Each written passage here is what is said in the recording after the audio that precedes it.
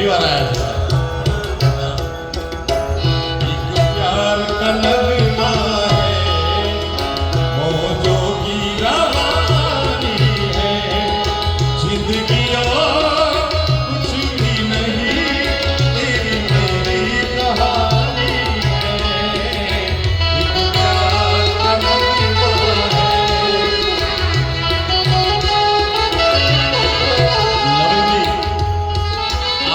कल्पेश આવી રીતે સેવા કરતો આથી